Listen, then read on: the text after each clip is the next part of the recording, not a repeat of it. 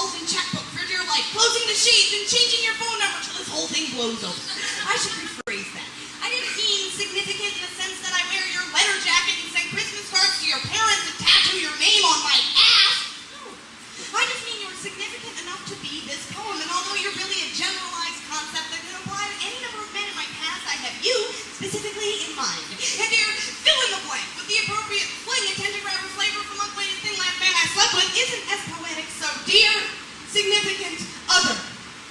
You've completely occupied every waking moment of every thought that flipped through my tortured brain since you left town, which I knew would happen. And if I hadn't been so fucking drunk, I never would have slept with you on the first date. Oh my God. And even though my cat is dying and my bathroom ceiling collapsed, that just means I think about you all the time, and maybe sometimes my dying cat. Dear you, dear guy, dear Mr. Stuff, how I love those careless black ringlets that cascade around your eyes. God, if you only knew what a weakness I have for hair exactly like that. I love the pile of poetry books you left as a parting gift with personalized inscriptions I've already picked apart into cryptic secret love messages to me. You see, I have this problem where I am emotionally incapable of meaningless casual sex because 4 days later you haven't left my brain for one blessed moment of peace. And that's really a disproportionate amount of time to justify one night's activity. And at 30, I have identified 5 test signs in men to foreshadow romantic doom, all of which you passed. There is no glimmer of hope I am aware of. Oh my God, you are making me end sentences with prepositions. I have a dying cat, a career that takes constant vigilance, a crippling load of debt to be dealt with, and I've checked my email 7 times today just in case you've written.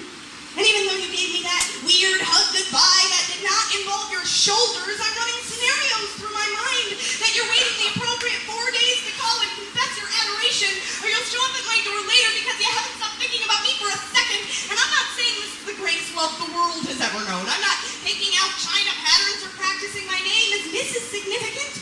I'm simply grasping for any shred of evidence to keep me from feeling so cheap and situational. Extenuating chemical circumstances aside, significant, my dear, I am a sad and lonely woman who doesn't trust and rarely loves, but you caught my attention so hard and fast I lost my mind for one foolish night, but even if I had been stone cold sober, I would have been very, very tempted, because in several months of poetry and flirtatious conversations, I had assembled the notion that you are intelligent, clever, romantic, fascinating, and hilarious. This might have really been something, but I did it again. Got all ahead of myself. Gave you an advance at a low price, all wrapped up in shiny department store paper, and now I'm eating myself alive with this neurotic, compulsive, frenzied, ridiculous, obsessive, pathetic regret.